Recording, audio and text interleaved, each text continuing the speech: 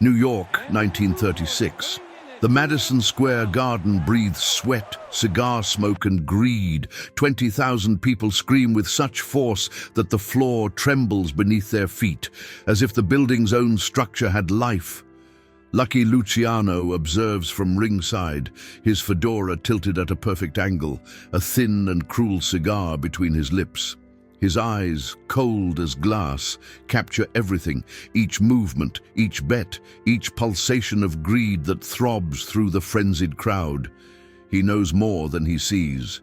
He knows who is winning, who is losing, who is betraying, who is in debt. Beside him, Meyer Lansky counts money without taking his eyes off the clock, never blinking once. His fingers move with the precision of a Swiss watchmaker, notes accumulating in orderly and perfect piles. This is his world. Numbers, calculations, probabilities, the secret machinery of power. Joe Louis enters the ring under brilliant spotlights that transform him into a golden silhouette. The Brown Bomber is only 22 years old, never lost a single fight.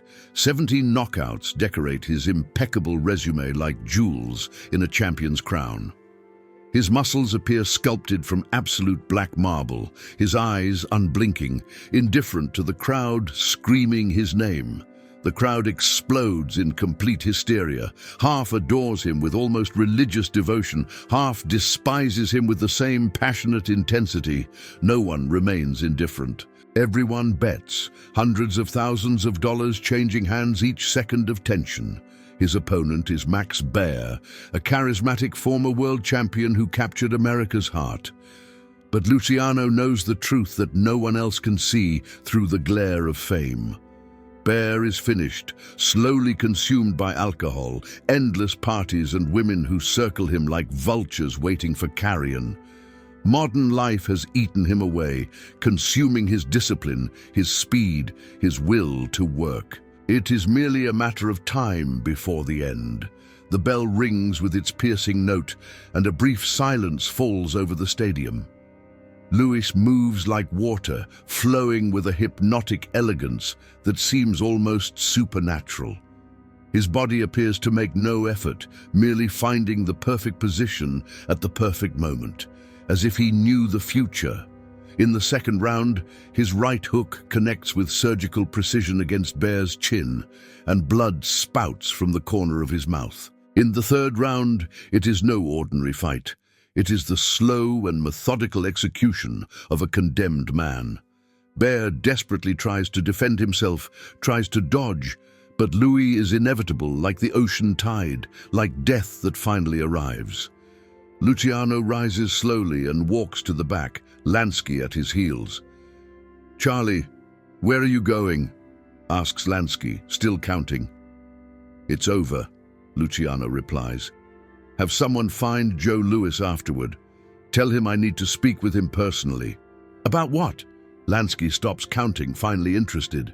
"About how he's going to lose the next fight," Luciano says. And there is something in his voice that makes Lansky understand he is not joking. The crowd explodes when Louis delivers the knockout in the fourth round. Baer falls like a puppet whose strings have been cut. 3 days later, a gleaming black Cadillac stops abruptly in front of a gym in Harlem that smells of sweat and hope. Luciano exits alone, leaving his men in the car waiting patiently. Inside, Joe Louis trains ferociously, his body covered in shining sweat, his fists striking the heavy bag with force that makes the steel swing like a fragile tree in a tropical storm. His trainer, Jack Blackburn, a gray-haired man who devoted decades of his life to the sport, sees Luciano enter, and his face hardens like stone, protective. Blackburn knows perfectly well who this man is. He knows what he represents. "We don't want your kind here in this gym. You and your men have no business here," he says, his voice sharp as a knife. Luciano stops exactly 3 meters away, his hands relaxed, his face completely impenetrable. "I did not come to conduct business. I came to give you a very important warning." Louis stops punching, turns slowly. 2 men at the top of their completely different worlds look each other in the eyes. One from international organized crime, the other from pure sport. What warning? Asks Louis. You're going to fight Max Schmeling in 8 weeks, German former champion. You're better, you'll win easy. But there are powerful people who don't want to see you as champion. People who can make bad things happen. To you, to your family, to everything you love. Blackburn explodes. Are you threatening my boy? Luciano does not even look at him. I am not threatening, I am warning. They will offer you money to lose. Do not accept. Louis wipes the sweat away. Why do you care? Something changes in Luciano's face. Because if you accept, they will own you forever, completely. A man who is owned is not a man. He is a puppet. I own several. Louis asks if he wants to own him too. Luciano walks toward the door, then stops. I came to warn you that sharks are swimming in these waters. You can enter the water if you want, but they will devour you slowly. At the door, he turns once more. Schmeling will knock you out in the 5th round if you don't train your defense.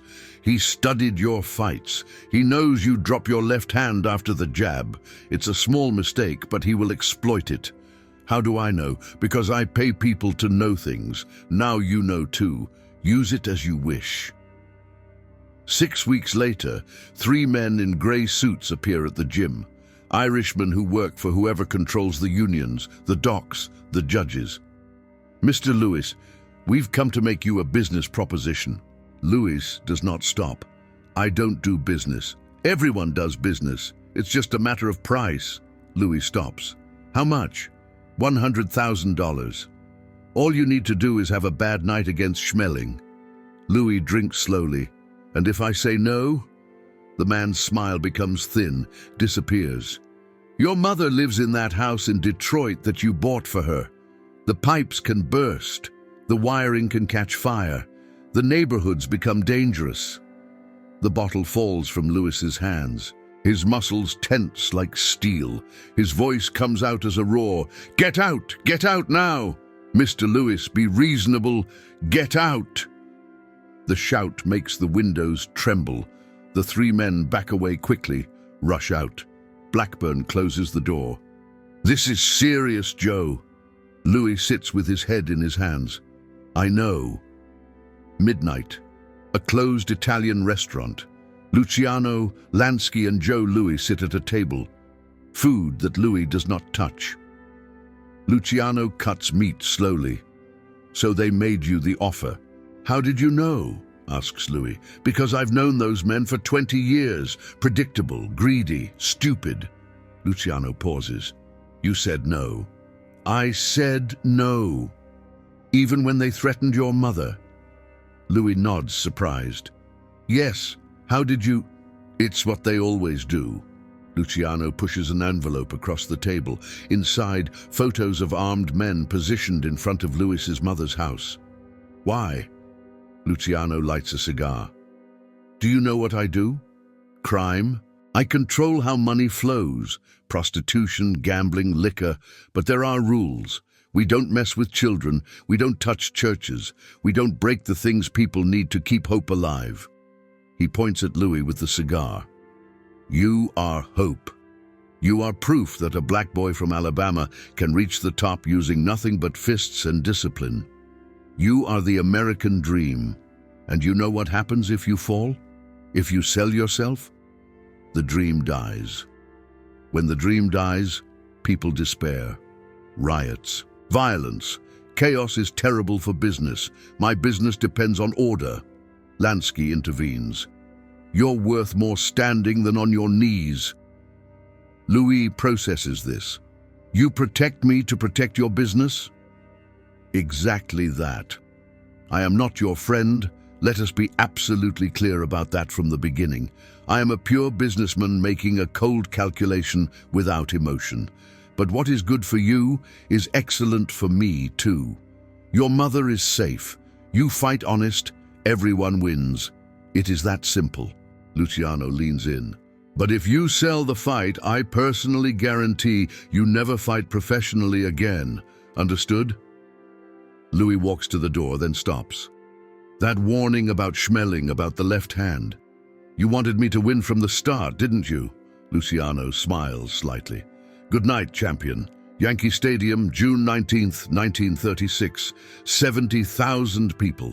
Joe Louis versus Max Schmeling. In the early rounds, Louis dominates completely. Third and fourth, Schmeling merely survives learning. Fifth round, Louis throws the jab and drops his left hand, exactly as Luciano had predicted. Schmeling's right comes like an express train. Crack, connects clean. Louis staggers, blinking for the first time in his career. Luciano at ringside remains motionless, his eyes tracking every blow. From the 6th to the 11th round is pure, brutal carnage. Schmeling patiently waits for the jab, and each time Louis's hand drops perfectly predictably. Right, right, right. Louis bleeds profusely, his eye swells, he stays on his feet by pure instinct alone. 12th round, the final right. Louis falls and does not get up. Knockout, silence like death over 70,000 people. Luciano does not move. Lansky whispers, "Did he sell?" "No," Luciano replies. "He fought honest and lost honest. That is worse." 3 weeks later, in the same restaurant, Louis enters with a deep purple eye. He sits heavily. Luciano pushes whiskey toward him. Louis drinks it all in one gulp. "You were right about Schmeling, about the left hand. I trained every day, but in the heat of the fight, the habit returned. 1 second, that was all he needed." Luciano listens as Louis continues. "Now they say it was fraud, that blacks cannot be champions. People are offering 200,000 if I lose the rematch.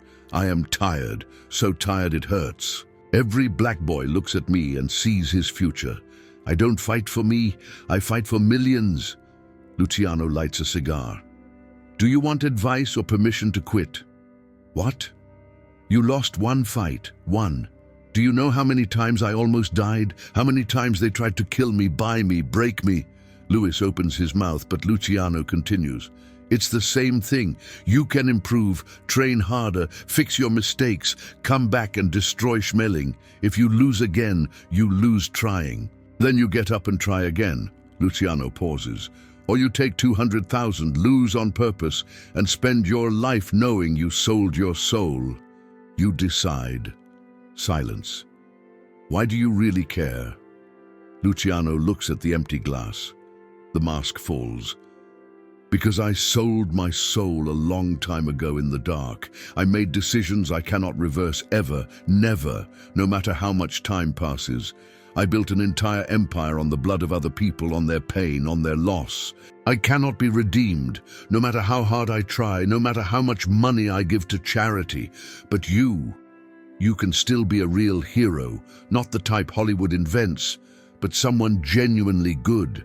And seeing you do that, seeing you fight for honor and integrity, I remember that goodness still exists in this corrupt world, even if I can never touch it or possess it.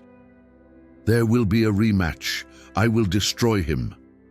I know, and when you do, I will be betting on you personally." June 22nd, 1938. Louis versus Schmeling. Rematch, America versus Nazism. Democracy versus fascism. Luciano sits at ringside with 20 Jewish men. Millions in bets. Schmeling represents Hitler. The bell rings. Louis explodes like a contained volcano. It is not boxing. It is controlled rage. 2 years of humiliation in surgical violence. First round, ribs broken. Second, guard broken. Third, spirit broken. 124 seconds. Brutal knockout. Schmeling screams. The stadium erupts in ecstasy. Luciano does not scream. He merely nods. Lansky shouts, "This is history, Charlie." Luciano watches Louis being raised. World champion. American hero. Yes, it is history. And no one will know that a gangster helped save it. Naples, 1958. 20 years later. Luciano in exile, old, tired, sick. Lansky visits him. "Did you see Joe Louis? He's fighting again. He needs money. The IRS took everything, broken, old." Luciano looks out at the sea. Sad. "You're not going to do anything? You have contacts." Luciano laughs without humor. He wouldn't accept. He'd rather be destroyed in the ring. You'll only see him if he destroys himself. You saved him once. I did. I protected him, but I can't live his life. If I fall like everyone else. Luciano drinks, but at least he had true glory. A chance to be a hero. Maybe that's as close to redemption as a man like me can get. Joe Louis died in 1981, broken financially by the system, but not spiritually broken, his honor intact and his dignity preserved. Lucky Luciano died in 1962, exiled and alone in Naples, his secrets buried with him forever. No one in the world ever knew the real connection between them, of the secret meetings held in darkness, of the protections offered silently, of the warnings given, of the mutual understanding. The official history recorded in books. Joe Louis was a great champion who defeated Max Schmeling. Lucky Luciano was a cruel and ruthless gangster who died in exile, forgotten and despised. No one connected the dots. But in some forgotten Italian restaurant in 1936, two men from completely opposite worlds made a silent agreement that would invisibly change history. One promised to fight honestly with all his strength and determination, never selling his soul. The other promised to protect him while he did, sacrificing reputation and understanding. And for one impossible moment, a gangster and a hero worked together in perfect harmony. Not because they were friends, not because they were good men, but because sometimes even bad men recognize that certain things must remain pure and untouched. Certain fights must be honest and true. Certain dreams must survive against all odds and pressures, even if it means that the devil protects the angel just to make sure that true paradise still exists somewhere in the universe, even if he can never reach it himself.